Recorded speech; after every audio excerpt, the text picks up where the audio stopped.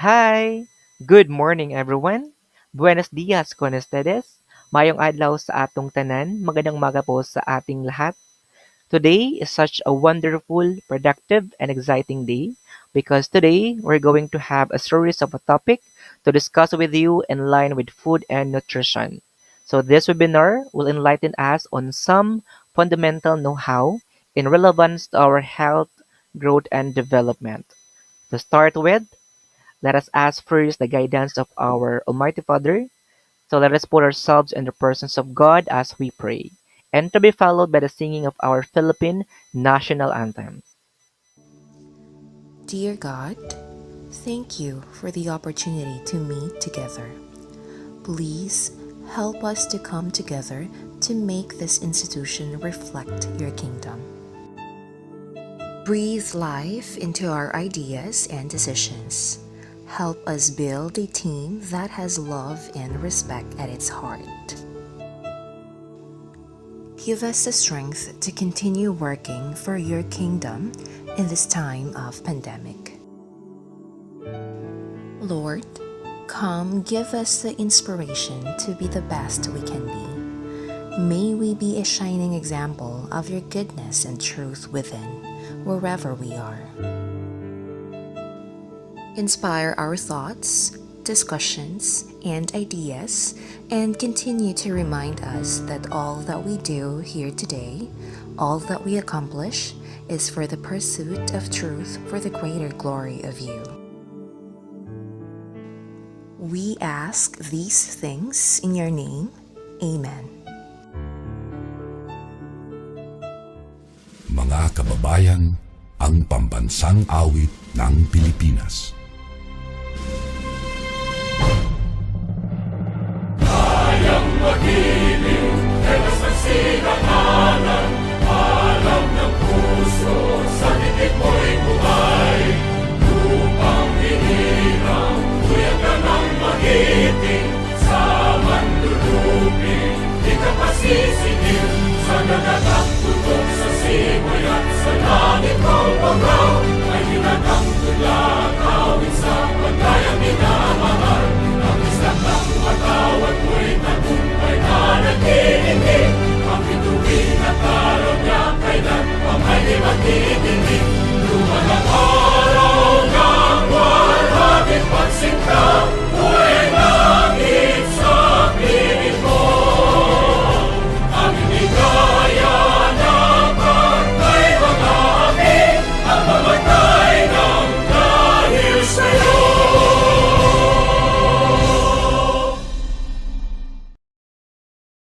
Once again, good morning and welcome to Food and Nutrition Webinar 2022. By the way, we are the Group 2 presenters, and with me today are my brilliant members and speakers who will share their individual topics concerning food and nutrition. I am Mr. Ryan Hangad, and I am a graduate Bachelor of Technical Teacher Education, major in Food and Service Management, and I will be the first speaker for today's webinar. So with me today are Ma'am Lynn Zaris Dumangon, Ma'am Jane Dagupan, and Sir Rustum Lipad. So my dear teachers and participants, just sit back, relax, and hope you will learn a lot in today's webinar. So with no further ado, allow me to present my topic.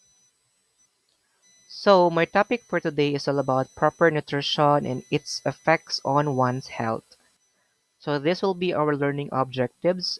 First, define proper nutrition, classify essential nutrients to the body, identify the effects of proper and poor nutrition on one's health, and appreciate the value of proper nutrition.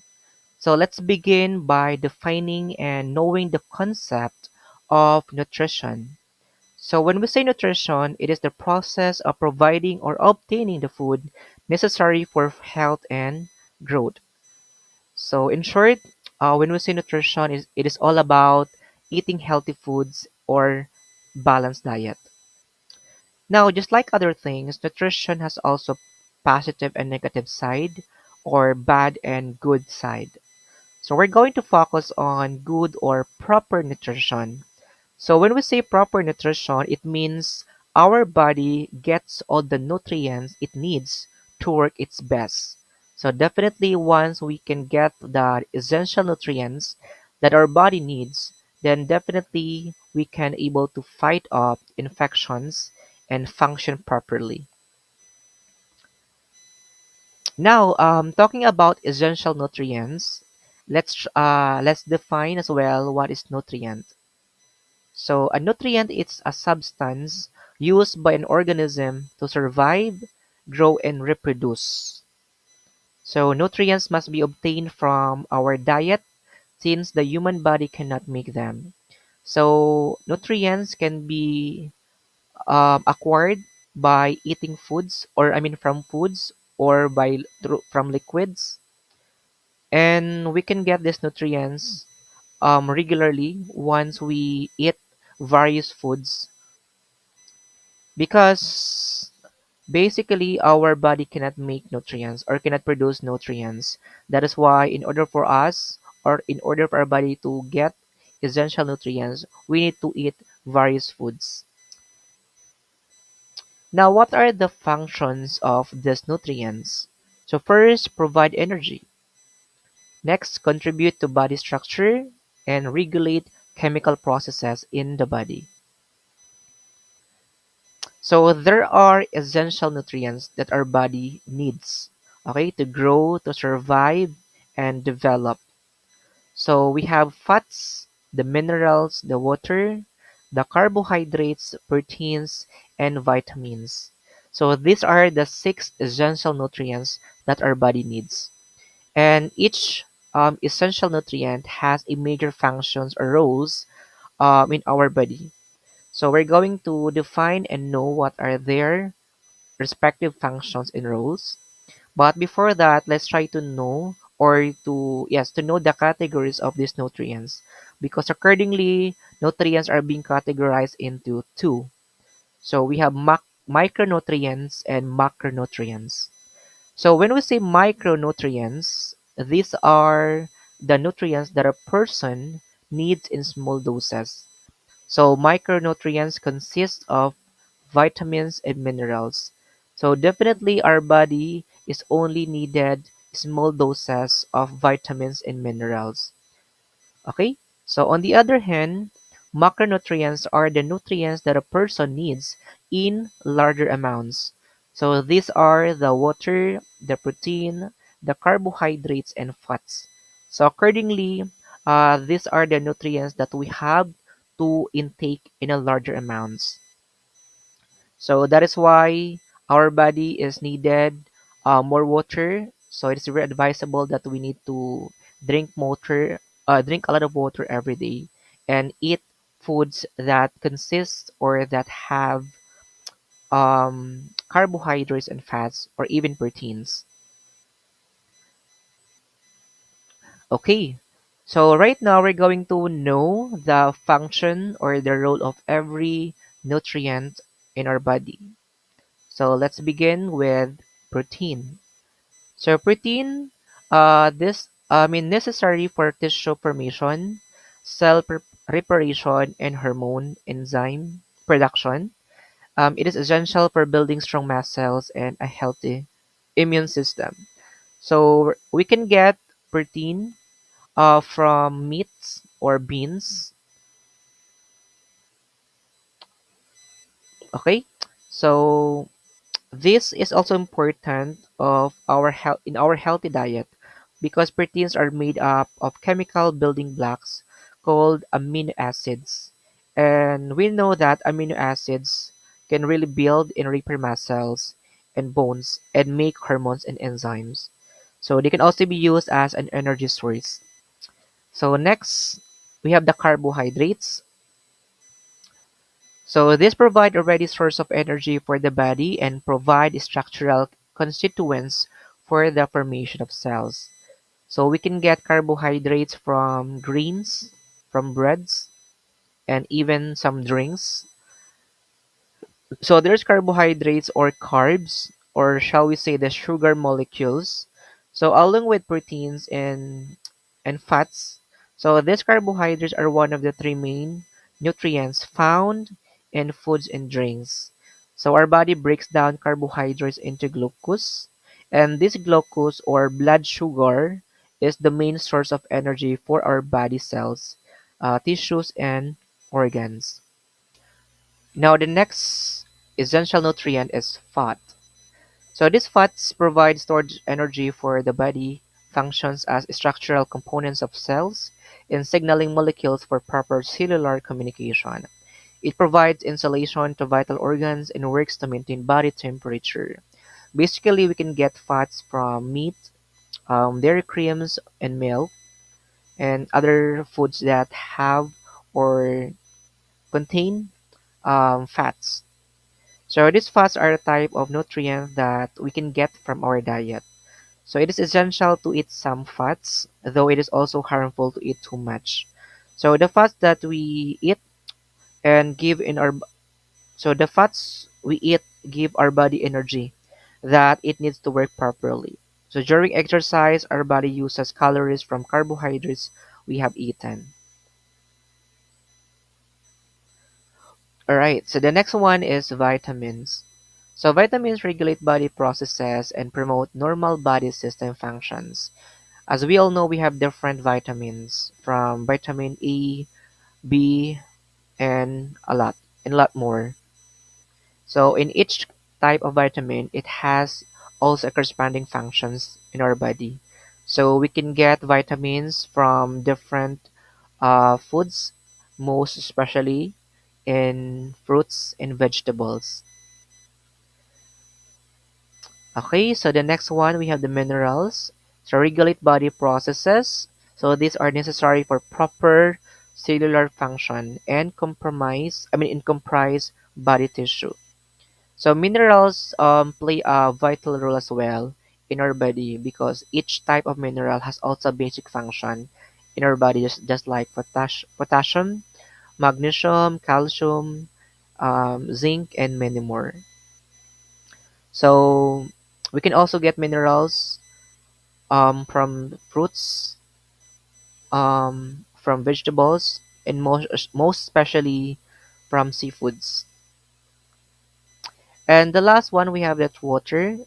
So water transports essential nutrients to all body parts, transports waste products for disposal, and aids with body temperature maintenance.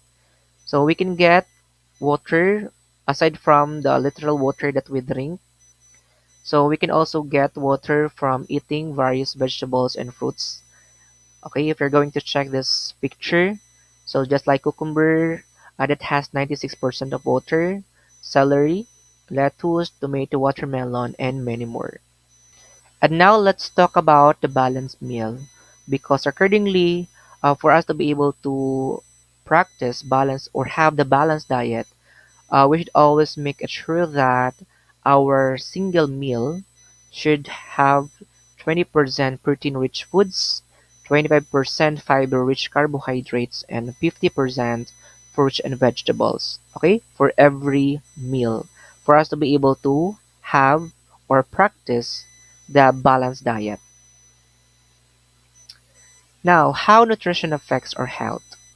Because as we all know that foods, drinks, or any food that we intake has or have a major impact in our body or in our health.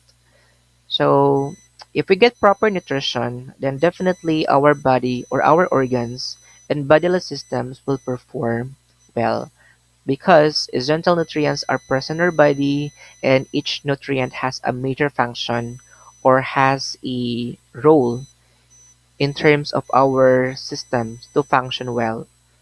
So if we get proper nutrition, then everything will be properly working in terms in our system. On the other hand, if we have unhealthy eating habits or if we practice poor nutrition, then our chances of developing complications and susceptibility to diseases will be high. So malnourished people are are risked to have different complications or diseases because first and foremost, those essential nutrients are not present in their body. Okay, especially those nutrients that can fight off infections and diseases. So balanced diet boosts immunity. A healthy lifestyle starts with having a balanced diet. Okay? So as what I had said earlier that a balanced diet means we have to practice eating balanced meal. So 25% carbohydrate rich foods, 25% protein rich foods, and 50% for vegetables and fruits. So it usually consists of fresh vegetables and fruits, lean meats and proteins, and grains. So too much sugar can lead to obesity. So excessive sugar consumption can cause resistance to leptin, which is a hormone that is in charge of regulating hunger. So it is vital to keep your sugar levels in check to help prevent physical complications such as obesity, diabetes, and heart diseases. So in short, we should avoid eating foods that have um, sugar, that contains more sugar. Or if we eat foods that contain more sugar, then we have to always eat in moderations. So too much salty food can increase blood pressure. So higher salt intake can directly affect your blood pressure. So the higher your blood pressure is, the greater your risk of developing heart-related and circulatory complications. So that is why it is not really advisable that we regularly eat salty food. Next, higher fiber diet lessens cancer risk.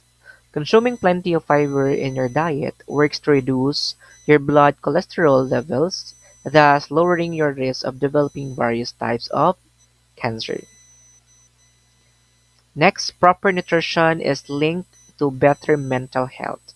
Because when we talk about proper nutrition, we are not only focusing to our internal organs, but basically it focuses on our overall well-being, including our mental health.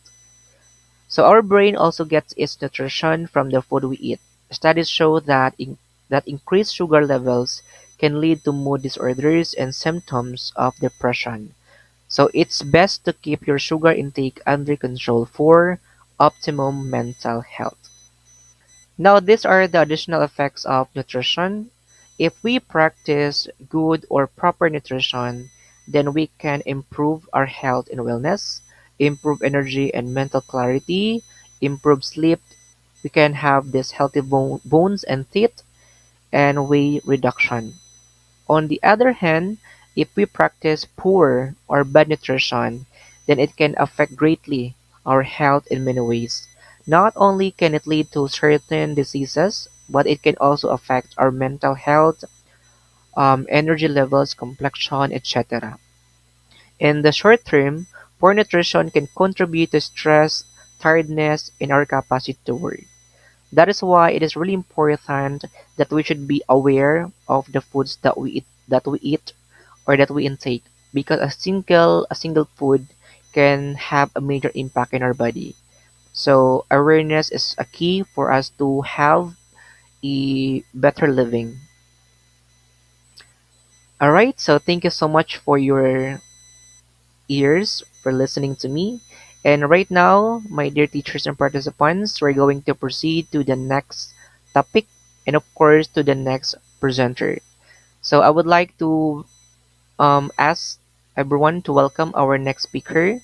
So she is also a graduate, a Bachelor of Technical Teacher Education, major in Food and Service Management. So let us welcome our second and next speaker, Ma'am Lynn Zaris Dumangon. So pleasant day everyone. I am the Zaris Dumangon and I'll be reporting on the value of good nutrition, the importance of balanced diet, and also I will discuss the guidelines in choosing and purchasing foods, and then the safe food preparation and the safe food storage and display. So the value of good nutrition.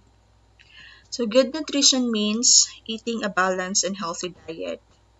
It is important to make sure you are getting the nutrients, vitamins, and minerals your body needs to function properly. People often think of healthy eating as dieting. Eating healthy is not just about losing weight, it's about feeling better both physically and mentally. Eating healthy is also about feeling great, having more energy, improving your health, and boosting your mood. Good nutrition, physical activity, and healthy body weight are essential parts of a person's overall health and well being. So, these are the benefits of good nutrition. First is reduce the risk of some diseases, including heart disease, diabetes, stroke, cancer, and etc. Second, reduce high blood pressure. Third, lower high cholesterol. Fourth, improve your well being. Fifth, improve your ability to fight off illness. The sixth, improve your ability to recover from illness or injury. Seventh, increase your energy level. So, these are some of the benefits if you have or we have good nutrition. The importance of balanced diet. We have grown up listening to the term balanced diet in science. It refers to a diet that has all the essential nutrients and minerals that will keep us healthy. Having a balanced diet has been encouraged by our childhood. After all, it is important in keeping our health well. A balanced diet is a holistic composition of essential nutrients such as carbohydrates, proteins, fibers, fats, and vitamins and minerals in adequate proportions. A balanced diet is an ideal food for healthy living. It contains the right amount of essential nutrients in every bite. A person intakes appropriate amounts of proteins, minerals, and nutrients in a balanced diet. It is quite necessary for the smooth functioning of our body. If we consume a balanced diet regularly, we will always remain healthy. It lessens any chances of falling ill. Moreover, a balanced diet also boosts our immunity system. So, the importance of a balanced diet can't be emphasized enough for a healthy lifestyle. A healthy lifestyle can be attained by maintaining a balanced diet and keeping into consideration to meet all the essential nutrients required by the body. Moreover, nowadays the trend of junk food is here to stay. People are not taking a balanced diet, rather, eating all sorts of harmful foods. It is more important than ever to tell people about the importance of a balanced diet. You cannot merely exercise and expect your body to stay fit. A balanced diet is crucial for that. Most importantly, it is called balanced diet because it requires all the foods to be eaten in a balanced manner. For instance, if you intake large amounts of carbohydrates and a little amount of protein, then that will not be called a balanced diet. Even if you're eating the right foods, the balance needs to be maintained for that. So, how to have a balanced diet? One can always adapt a healthy lifestyle by starting to consume a balanced diet. Firstly, one must definitely increase the amount of liquid to consume in a day. Fluids are very important for the human for the human body to function healthily, as almost 80% of our body is filled with water. We need it for good metabolism. Thus, start with drinking at least 2 to 3 liters of water every day. Moreover, try cutting down on the consumption of tea, coffee, alcohol, and other such addictive liquids. Furthermore, One must always eat fresh vegetables and fruits, as fresh fruits and vegetables are great sources of fiber and vitamins. We must consume them for good body growth. Try to avoid deep fried or overcooked food as it loses all its nutrients. The balanced diet must have the five essential elements: bitter, sour, sweet, pungent, and salty. Also, emphasis on fresh fruits because the processed or cooked ones do not have nutrients. Most importantly, always chew your food patiently. Do not just swallow it after chewing for 4 to 5 times. This way, your food won't get digested properly. Savor the food slowly and steadily. Next, do not eat in excess.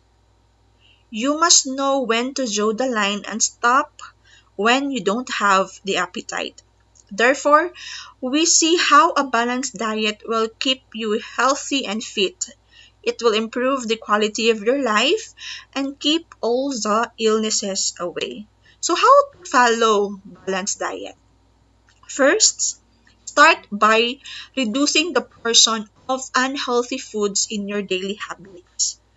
Try to prepare your home cooked meals to have better control over the nutrition. Look out for the unhealthy food ingredients and replace them with healthier substitute wherever possible. Follow a proper routine for having your meals to allow adequate time for digestion.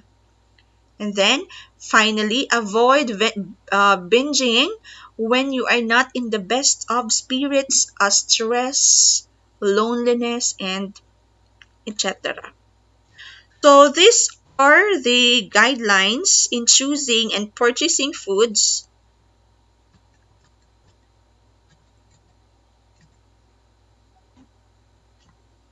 So first, make cleanliness a priority.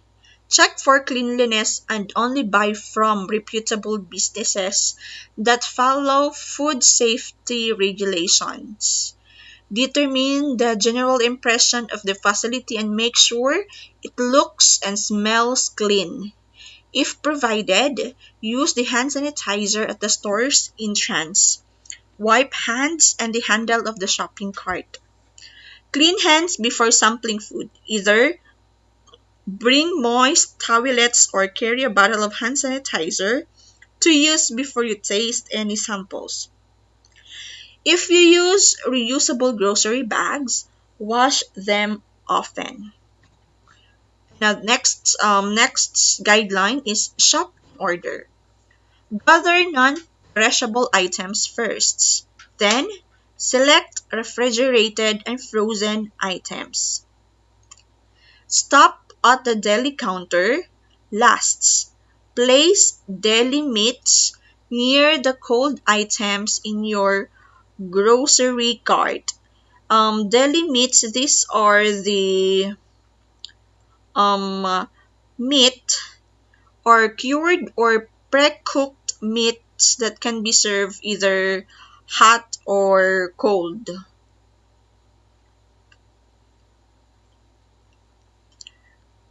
Next is put fresh fruits and veggies on top of other foods in your cart. Another guideline is pick your produce. If you go to a farmer market, go early in the morning to avoid produce that has been sitting out all day. So you must go to the market early in the morning to to pick or to market, so you can market, so you can get a freshly fresh vegetables. Next is choose loose produce rather than package so you have more control over what you select. Don't purchase produce with mold, major bruises, or cuts. Purchase only the amount of produce you will use within a week. Next guideline is inspect food packages. There should be no holes, tears, or openings in food packages. Frozen food should be solid with no signs of thawing. Refrigerated foods should feel cold. Check safety seals. A loose lid on a jar means the vacuum has been lost and the product may be contaminated. Don't buy a product whose seal seems tampered with or damaged. Avoid buying any kinds that are deeply dented, bulging, rusting, or have a dent on either the top or side seam.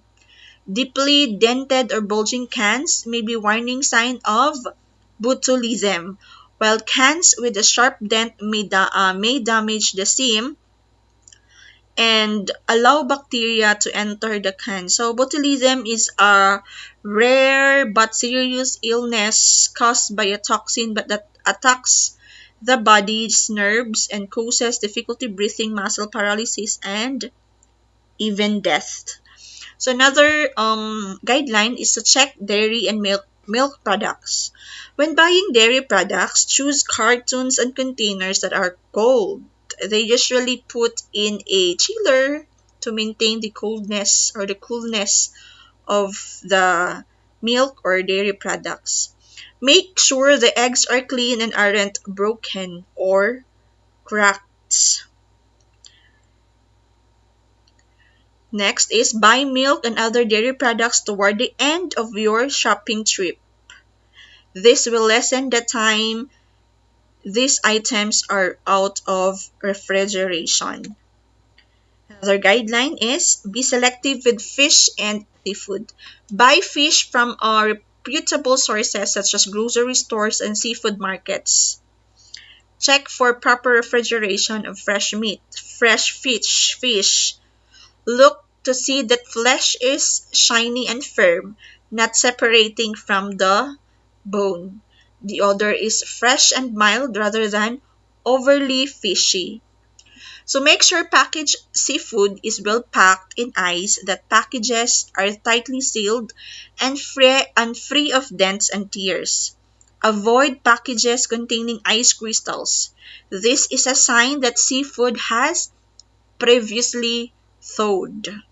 Buy unwrapped cooked seafood such as shrimp, crabs, or smoked fish only if it is displayed in a separate case or a physical separated section from raw fish. Bacteria in raw fish can contaminate cooked fish. And for the meats and poultry, make sure packaging is tightly sealed and is very cold to the touch. Choose packaged chicken that looks pink, not gray. Always look for the safe food handling label on package of bacon and fresh sausage. This label means that meat has undergone safe processing and includes handling and cooking tips. And then select meats and poultry after shopping for non-perishable items. And for the separate certain foods, put raw meat, poultry, and seafood in a plastic bags before placing them in your cart. This keeps them from leaking and dripping onto ready-to-eat food such as bread or produce. So when checking out, place raw meat, poultry, and seafood in separate bags from ready-to-eat foods. So at home, of course, take groceries home immediately and store them right away. If you must run errands and will be out longer than 30 minutes, bring a cooler with chill packs for perishable foods. The temperature of refrigerated food can go up 8 to 10 degrees Fahrenheit on a typical trip from the store.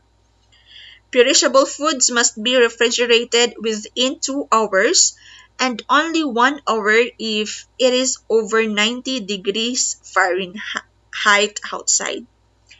Keep perishable foods out of the hot trunk in summer and place in the air-conditioned car instead. This will keep your food fresh. Promptly refrigerate or freeze perishable items as soon as you get home. Then next is safe food preparation. Safely prepared food, you should follow these tips. Keep raw foods and ready to eat foods separate to avoid cross contamination. That's why in our in the cooking in during cooking preparation, we use different types or different kinds, or not just one chopping board, but at least two or three, depending on the dish that you're going to prepare. Use separate clean utensils on cutting boards for raw foods and ready to eat foods, or wash and sanitize utensils and cutting boards between uses. If you only have one cutting board, so you must wash and sanitize it before using it to the another raw foods to avoid, of course, cross contamination. Thoroughly clean, sanitize, and dry cutting boards, knives, pans, plates, containers, and other utensils after using them. Thoroughly rinse all fruit and vegetable in clean water to remove soil, bacteria, insects, and chemicals. Avoid leaving recently cooked food out to cool for more than 1 hour. As soon as food has cooled, place it in the refrigerator. Know about and avoid the temperature danger zone. Okay, the temperature danger zone. Bacteria grow quickly in high risk food that are kept at temperature between 5 degrees Celsius and 60 degrees Celsius. So from 5 degrees Celsius or 40 degrees Fahrenheit to 60 degrees Celsius or 40 degrees Fahrenheit to 140 degrees Fahrenheit, this is the temperature danger zone. So thaw frozen food on the bottom shelf of the refrigerator to keep it out of the temperature danger zone. Be trained in safe food handling and preparation. So, last topic is safe food storage and display. To safely store and display food, you should follow these steps.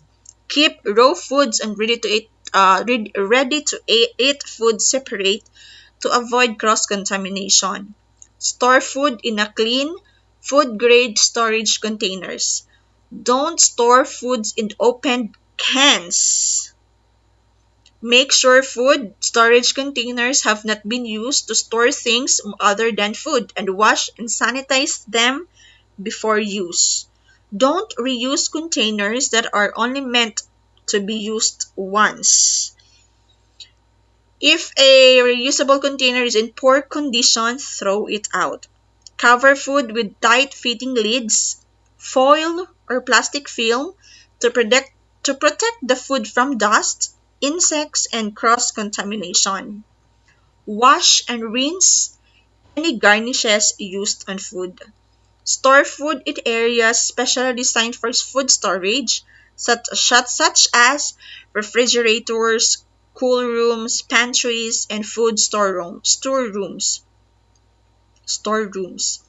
Never store food on the floor or on pallets or in areas containing chemicals, cleaning equipment, clothing, or personal belongings. Remove and avoid using foods that are past their use by dates, spoiled, or are in damaged containers or packaging. Know about avoid the temperature danger zone. Bacteria grow quickly in high risk foods that are kept at temperature between 5 degrees Celsius and 60 degrees Celsius. And then be trained in safe food handling and preparation. So that's all for my report. Thank you so much. Thank you so much, Ma'am Lynn, for that very informative discussion. And now, my dear participant, let us welcome the next speaker. She's also a graduate Bachelor of Technical Teacher Education, major in Food and Service Management. Let us welcome Ma'am Jane Tagupan. Good morning, everyone. I am Mijane Gutierrez Dagupan. I am the third discussant in our group, which is the group 2. So my topic is all about nutrition of different groups: infant, preschool age, school age, teens, adults, adults with medical condition, pregnant, lactating women. Nutrition of the infant. The infant initially drinks only breast milk or formula but later begins to eat some foods as appropriate. Common sense in the selection of the infant foods in a nurturing, relaxed environment go for to promote an infant's health and well-being. Nutrients to support growth. The rapid growth and metabolism of the infant demand an ample supply of all the nutrients. Of special importance during infancy are the energy nutrients and the vitamins and minerals critical to the growth process, such as vitamin A, vitamin D, and calcium. Because they are small, infants need smaller total amounts of these nutrients than adults do. But as a percentage of body weight, infants need more than twice as much of most nutrients.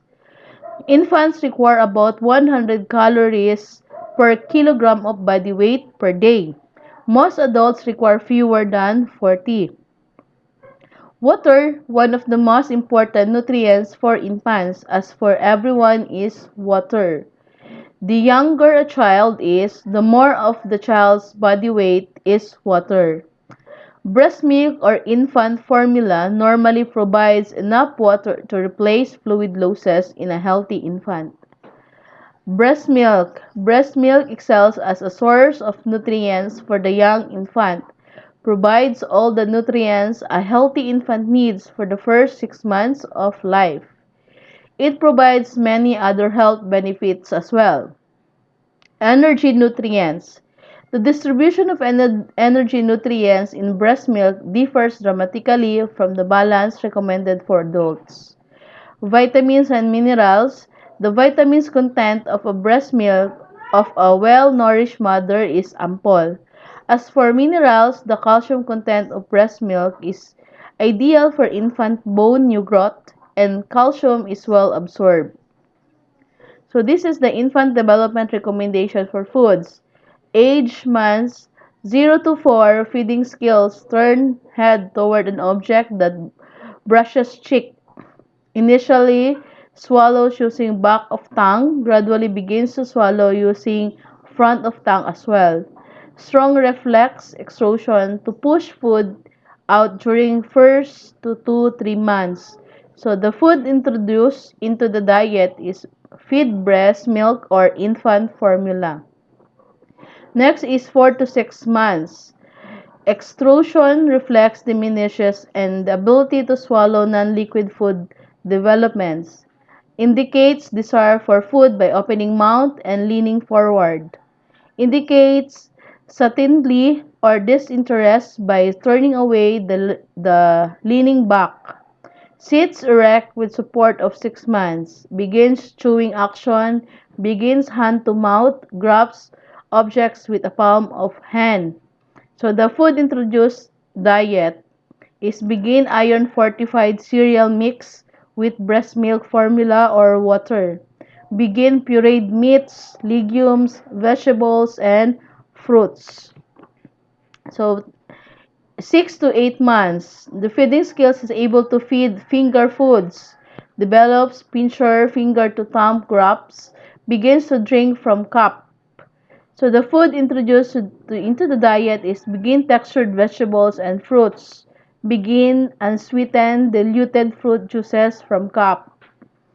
To 8 to 10 months begins to hold own bottle, reaches for and grabs food and spoon sit unsupported. So the recommended foods introduced into the diet is begin breads and cereals from table, begin yogurt, begin piece of soft cooked vegetables and fruit from table. Gradually begin finely cut meats, fish, casserole, cheese, eggs, and mashed legumes. 10 to 12 months, begins to master spoon but still spills some.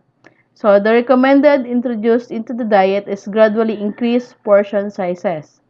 Note, because each stage of development builds on the previous stage, the foods from an earlier age continue to be included in later ages. Portion sizes for infants and young children are smaller than those for an adult. For example, a grain serving might be one half slice of bread instead of one slice, or one-fourth cup a rice instead one half cup. So these are the examples of food and non-food items can be choked on to prevent choking. Do not give infants a young children. And the number one is the gum, hard or gel type candies, hot dog slices, large raw ample slices, marshmallows, nuts, peanut butter, popcorn, raw carrots, raw celery, sausage sticks or slices, whole beans, whole cherries, whole grapes. Keep this non-food item out of their reach. Balloons, coins, pen tops, small balls, and marbles, other items of similar size. Okay, now this is the next is the sample menu for a 1-year-old breakfast. One scrambled egg for breakfast, one sliced whole meat toast, one half cup reduced fat milk. For morning snack, one half cup yogurt, one-fourth cup fruta. Lunch is one half grilled cheese sandwich, one slice whole wheat bread with one slice cheese, one half cup vegetables, steamed carrots, one-fourth cup or 100% fruit juice.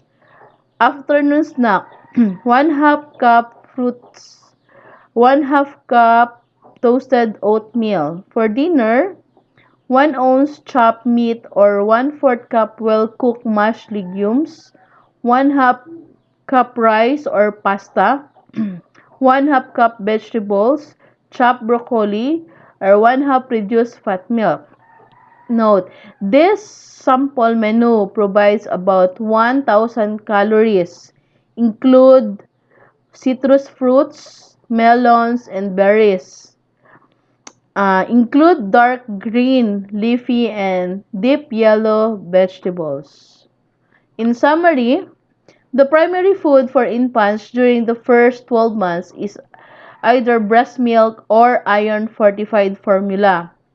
In addition to nutrients, breast milk also offers immunological protection.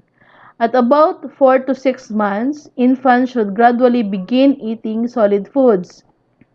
The addition of foods to an infant's diet should be governed by the considerations: the infant's nutrient needs, the infant's physical readiness to handle different forms of foods, and the need to detect and control allergic reaction. By the time infants are 1 year old, they are drinking from a cup and eating many of the same foods as rest of the family. So that is the nutrients of an infant. So we will proceed to the preschooler nutrition.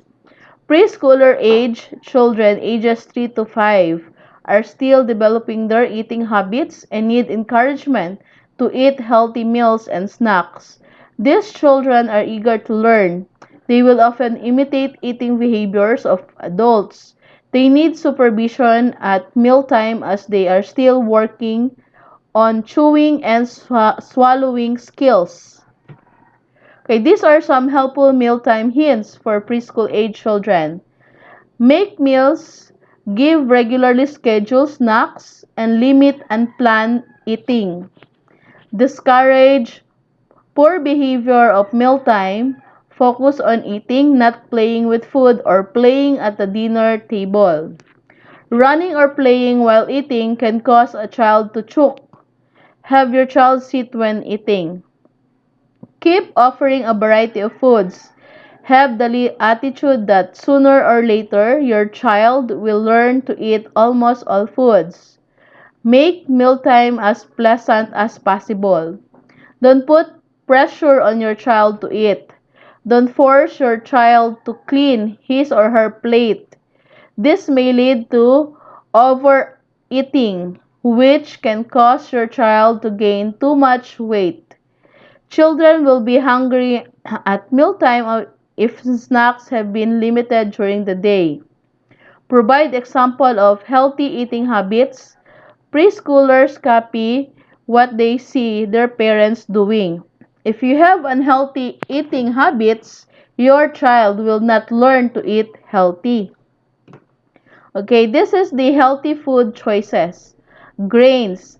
Foods that are made from wheat, rice, oats, cornmeal, barley, or another cereal grain are grain products. Examples include whole wheat, brown rice, and oatmeal.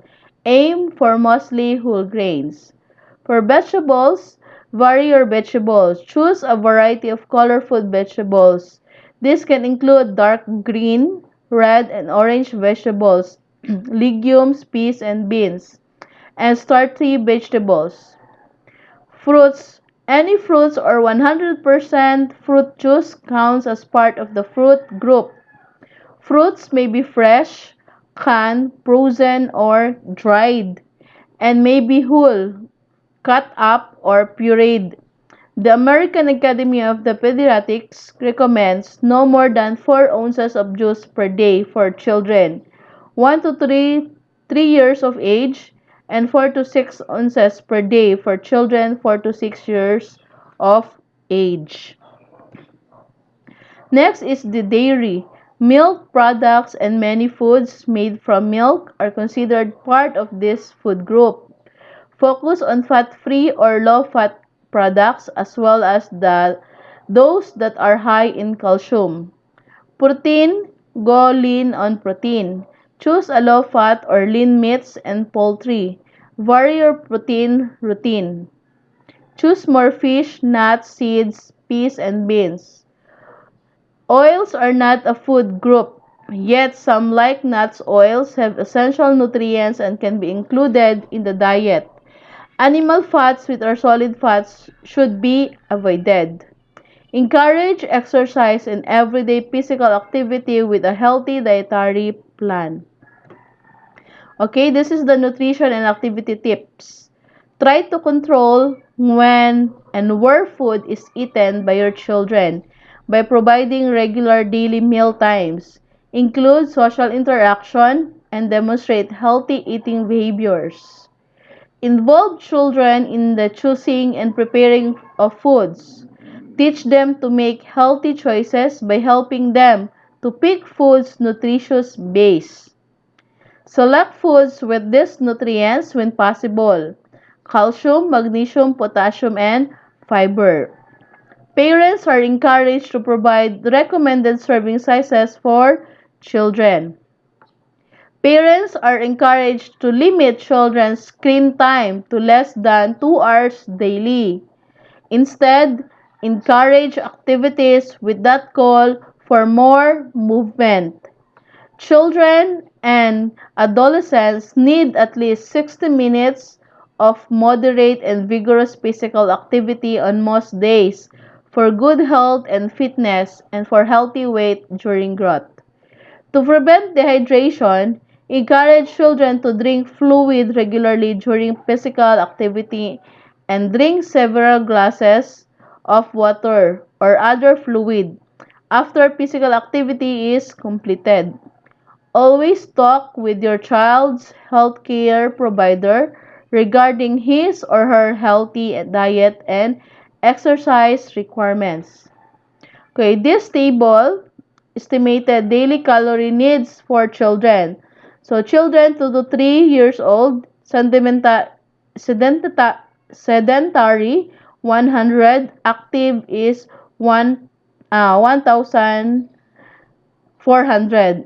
For females 4 to 8 years, 1,200, active is 1,800.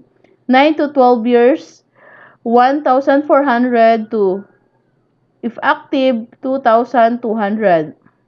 Males 4 to 8, 1,200.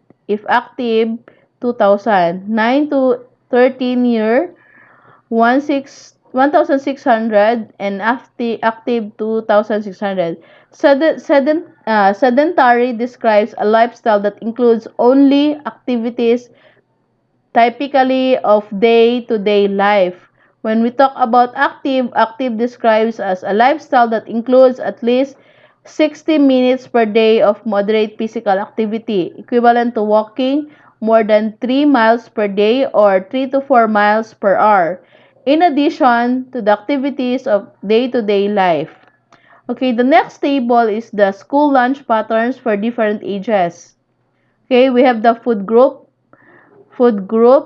the elementary school grade K to 5, middle school grade 6 to 8, and high school grades 9 to 12. Okay, the fruit cups, 2 and 1/2 and 1/2. So in the middle school is 2 and 1/2 and 1/2, and the high school is 5. Vegetable cups, 3 and 3/4 or 3/4. Same with the middle school, and 5 cups in the high school or grade school. Next is the red, orange, 3 or 4. 3 to 4 to middle school, and 1 and 1/4 to high school. Okay, and the rest is you can see in the table. So this is the sample of the different patterns of different ages. Alright, we will proceed to the nutrition for school age children. School age children ages 6 to 12 need healthy foods and nutritious snacks. They have a steady but slow rate of growth and usually eat 4 to 5 times a day with snacks. Many food habits, likes, and dislikes are set during this time. Family, friends, and the media, chiefly TV, affect their food choices and eating habits. School age children are often willing to eat a wider variety of foods than their younger siblings. Eating healthy after school snacks is important too, as these snacks may contribute up to 1/4 of the total calorie intake for the day. School age children can also help with meal preparation. Okay, this is the nutrition guidelines for school age kids. Vegetables. Okay, need 3 to 5 serving per day. A serving might be 1 cup of raw leafy vegetables, 3/4 cup of vegetable juice, or 1/2 cup of other vegetables, raw or cooked. So, fruits, 2 to 4 servings per day. A serving may consist of 1/2 cup of sliced fruit, 3/4 cup of fruit juice, or a medium size whole fruit such as an apple, banana, or pear. Next is the whole grain, 6 to 11 servings per day. Each serving should equal 1 slice of whole grain bread. Beware of breads with only wheat versus whole grain. 1/2 cup of rice or 1 ounce of whole grain cereal.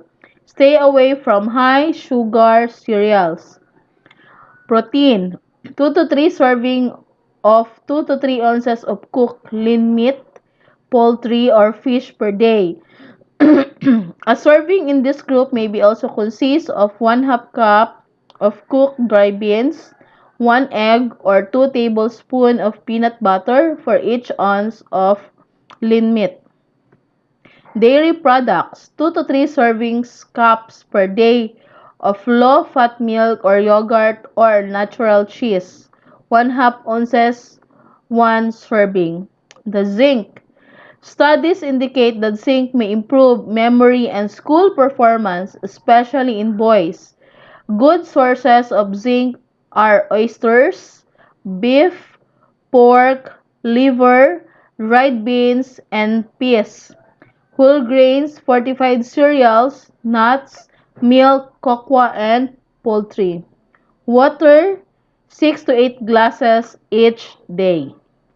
Alright, now we will proceed to nutrition for teens. With the teens here comes a tremendous amount of changes.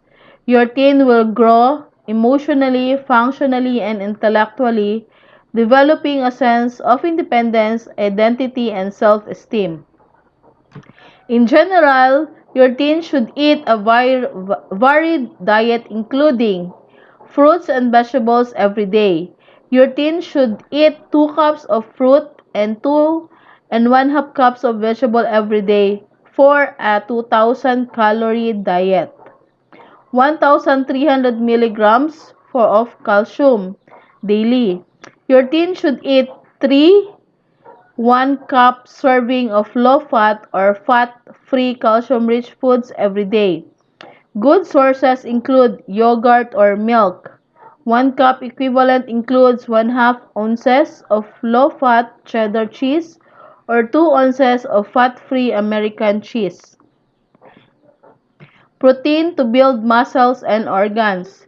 Your teen should eat 5 and 1/2 ounces of protein-rich foods every day. Good sources include lean meat, poultry, or fish.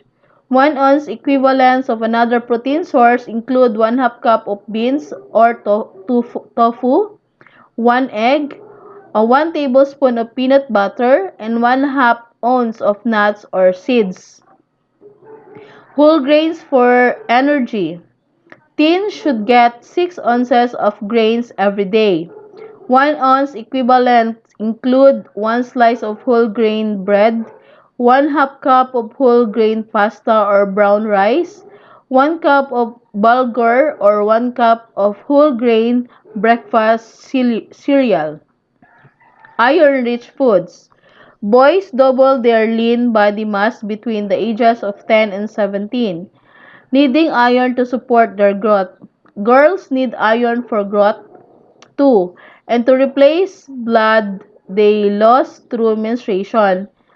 Good sources of iron include lean beef, iron-fortified cereals, and breads, dried beans and peas or spinach. Limiting fat. Teens should limit their fat intake to 25 to 35% of their total calories every day, and they should choose unsaturated fats over saturated fats whenever possible. Healthier unsaturated fats includes olive, canola, safflower or sunflower, corn, and soybean oils. Fatty, cold water fish like salmon, trout, tuna, and whitefish, and nuts and seeds. Drink Drinking healthy. Your teen should drink mainly water and low fat or fat free milk. Moving healthy like good nutrition. Physical activity can build muscles, bones, and lift your teen's spirits. It can also reduce your teen's risk for chronic diseases such as type 2 diabetes, heart disease, and high blood pressure. And now we will proceed to adult nutrition. Healthy eating and a healthful way of life are important to how we look, feel, and how much we enjoy life. The right lifestyle decisions with a routine of good food and regular exercise can help us make the most of what life has to offer. Making smart food choices early in life and through adulthood can also help reduce the risk of certain conditions such as obesity, heart disease, hypertension, diabetes, certain cancer, and osteoporosis. Key factors of a healthy diet. Now, eat regularly. All meal times offer the opportunity for social and family interaction. So, whether it is 3 square meals or 6 mini meals or snacks, the aim is to make healthy choices you can enjoy. Balance and moderation. Balancing your food intake means getting enough but not too much of each type of nutrients. Example of reasonable serving sizes are 75 to 100 grams, the size of a palm. So this is our palm of meat, 1 medium piece of fruit, 1/2 cup raw pasta or 1 scoop of ice cream, or 50 grams. Ready prepared meals offer a handy means of portion control, and they often have an energy calorie value listed on the pack. Maintain a healthy body weight and feel good. Physical activity is a good way of increasing the energy calories expended, and it can also lead to feelings of well-being. The message is simple. If you are gaining weight, eat less and be more active. Don't forget your fruits and vegetables. An increased intake of fruits and vegetables has also been associated with decrease of blood pressure. People can fill up on the fresh fruits and vegetables because they are good sources of nutrients, and the majority are naturally low in fat and calories. Base the diet on foods rich in carbohydrates. This means making more than half of a daily food intake should consist of carbohydrates containing foods such as grains, pulses, beans, fruits, vegetables, and sugars. Choosing whole grain bread, pasta, and other cereals will help to boost fiber intake. Drink plenty of fluids. Adults need to drink at least 1.5 liters of fluid daily, even more if it's hot or they are physically active. Fats in moderation. Fat containing foods are needed to supply essential fatty acids that the body cannot make. For example, oil rich fish and fish oil supplements are rich sources of omega 3, polyunsaturated fat acids, alpha-linolenic acid, eicosapentaenoic acid, and docosahexaenoic acid. Balance in salt intake. Sodium and chloride are important in helping the body to maintain fluid balance and to regulate blood pressure. Increases in physical activity. All levels are needed in every age group, and recommendation are that adults be physically active for at least 30 minutes on most days of the week. Nutrition needs during adulthood.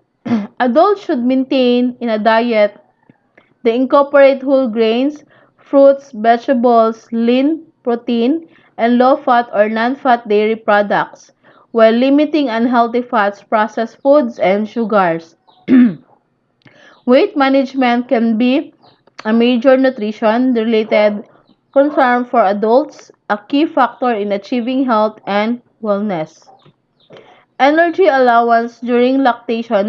This is the nutrition for pregnant and lactating women. Energy allowance during lactation is for the first 6 months. Energy allowance during the second 6 months is slightly higher nutrient intakes recommended for pregnant women compared with the non-pregnant women.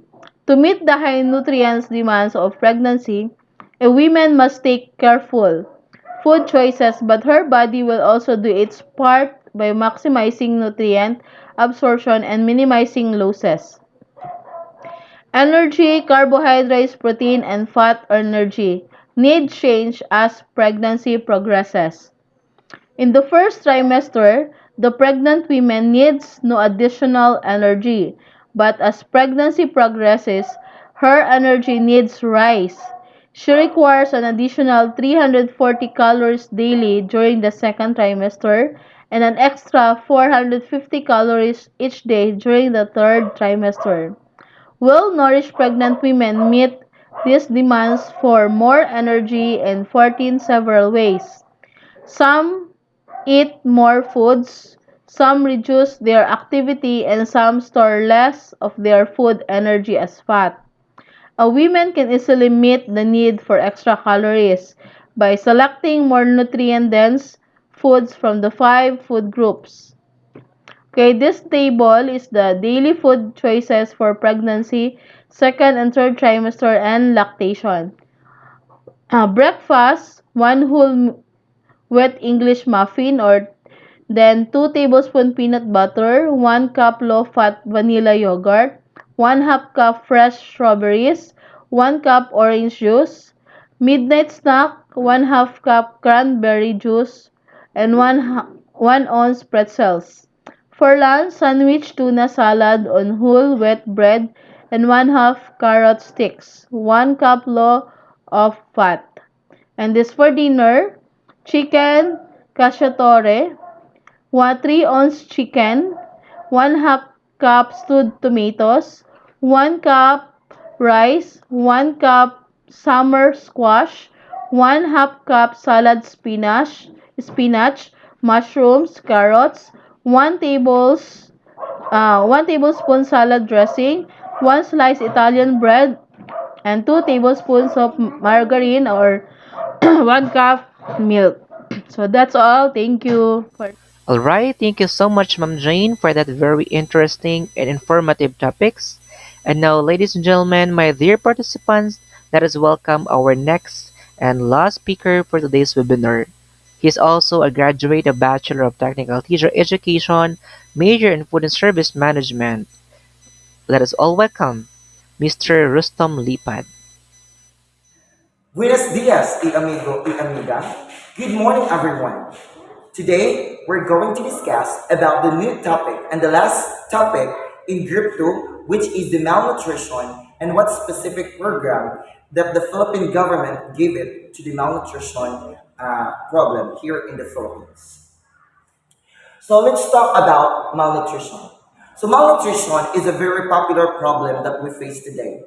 Malnutrition is one of the huge problem that the Philippine country is facing today. So first, let's define what is malnutrition.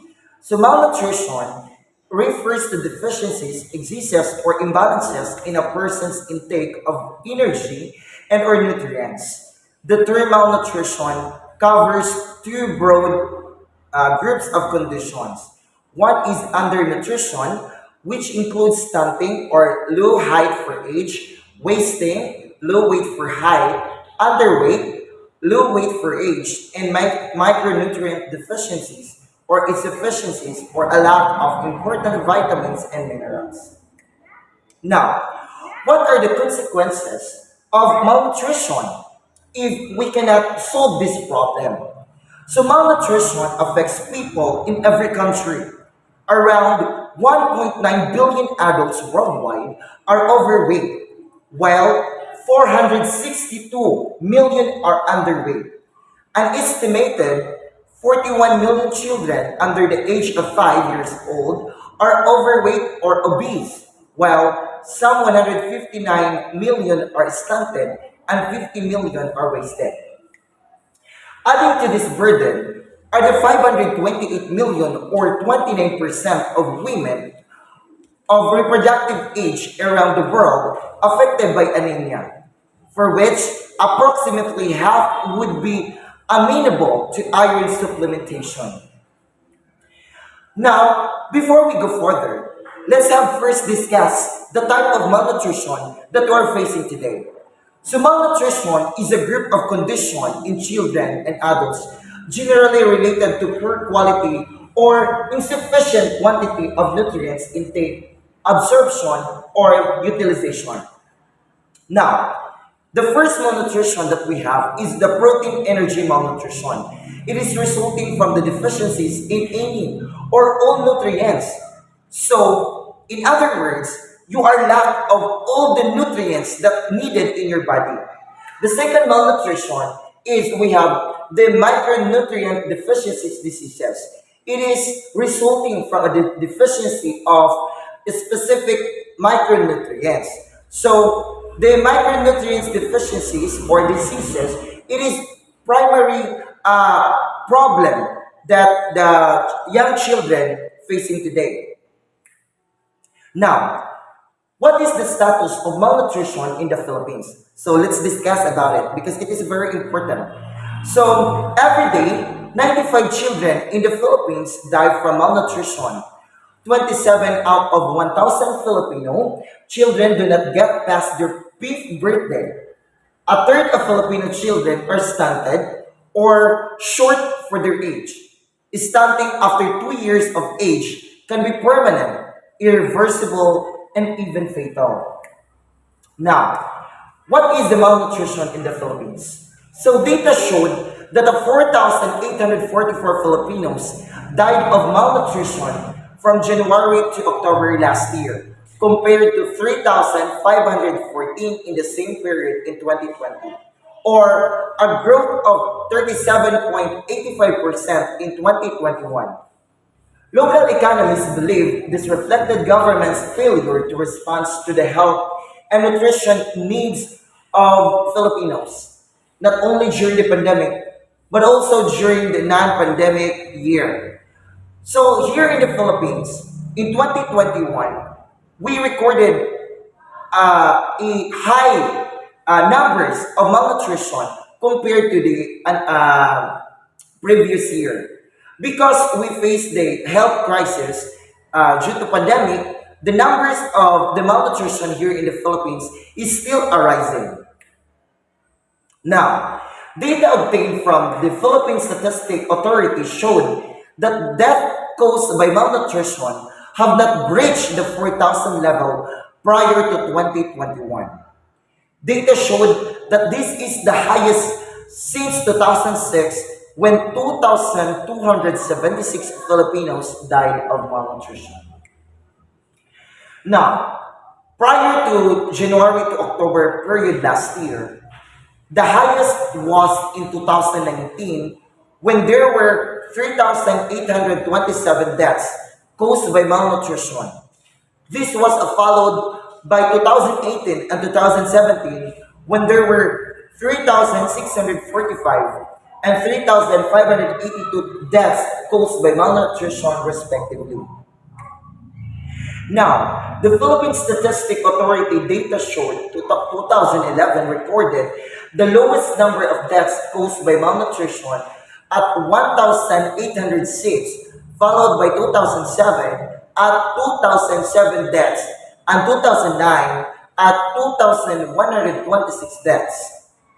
Also, the PSA data showed in 2015 recorded the lowest number of deaths caused by malnutrition at 2,803, followed by 2016 with 3,218 deaths, and 2020 at 3,514.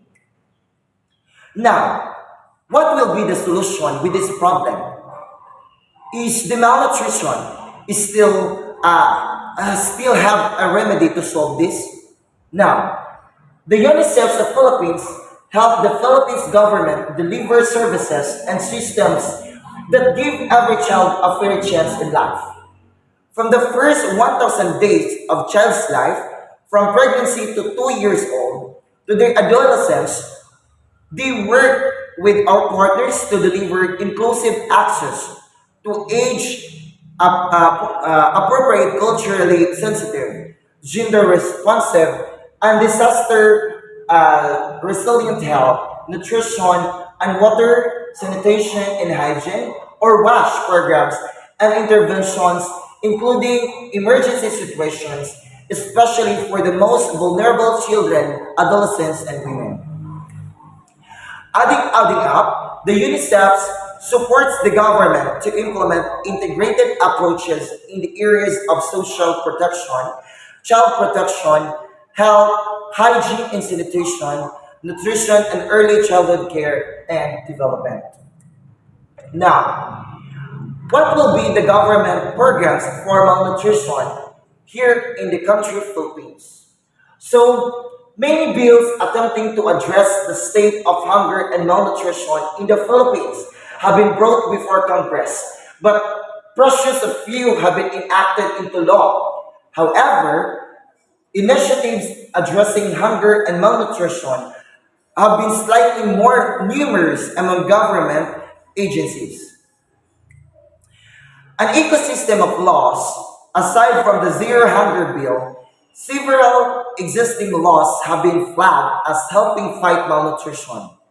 However, many of them are disparate in terms of focus, and some do not enjoy Full or effective implementation.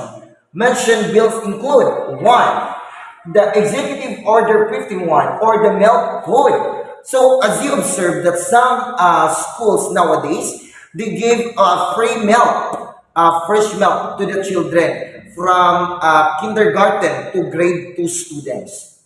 So the milk code prohibits the promotion of breast milk substitutes by the healthcare systems and aims to encourage breastfeeding for newly born infants. According to the World Health Organization, breastfeeding reduces child mortality and has health benefits that extend into adulthood. So it is very important that this executive order must be implemented, especially those who do not have enough milk to breastfeed their children. The second is the Republic Act 8172, or also known as Act for Salt Iodization Nationwide, or ASIN. So this law has crafted to address the problem of iodine deficient diets, requiring the fortification of locally produced salt with iodine. It is very important to know that we the Filipinos must know how to use iodized salt. Now, the second one is the nutrition under the Duterte administration.